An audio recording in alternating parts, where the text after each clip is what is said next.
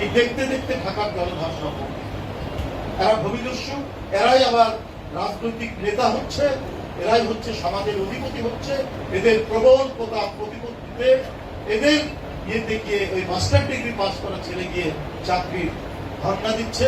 সে হয়তো কোনো একদিন ম্যাট্রিকও অতিক্রম করেনি, ম্যাট্রিক পাশও করেনি, কিন্তু নানাভাবে সন্ত্রাস করে, খাল দখল করে, বিল দখল করে, পুকুর দখল করে, জায়গা দখল করে নানা টাকা হয়ে বিরাট ফার্মের মালিক, সেখানে বুয়েটের ছাত্র, সেখানে ঢাকা বিশ্ববিদ্যালয়ের ছাত্র, তারা গিয়ে ধায় করছেন চাকরি। সমাজ এমন ভাবে বিভাজিত হয়েছে, এটা শেখ হাসিনা সবচেয়ে বেশি করে গেছে। খারাপ দুষ্ট না হলে ঢাকা শহরের মধ্যে 50টা আপনার ক্যাসিনোর ইয়ে থাকতে পারে, এবং তারাই, অথচ তাকে কিন্তু বাদ দেওয়া হয়, তাকে জেলে দেওয়া হলো, তাকে কিন্তু বহিষ্কার করা হলো না।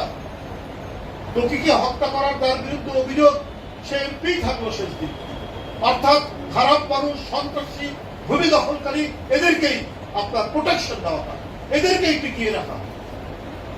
আর যার কারণে আজকে সামান্য 5.7 এই ভূমিকম্পে আজকে 10 জন লোক মারা গেল। একেবারে মনোহরদীর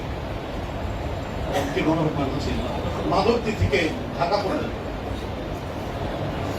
তো এটার ঘটনা হচ্ছে যে আমরা মানে ভূমিকম্প প্রবণ, মানে ভূমিকম্পে কতটুকু ক্ষতি হতে পারে তার সাথে সামঞ্জস্যপূর্ণ আমরা ওইভাবে বিল্ডিং কোড আমরা করে থাকি।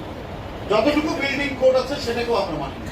আপনারা জানেন যে এই ঢাকা শহরের প্রায় 95% রাজুকের যে এলাকা, সেই এলাকায় অনুমোদনবিহীন বিল্ডিং তৈরি হয়। রাজুক চোখ বন্ধ এবং অন্যান্যদের চোখ বন্ধ।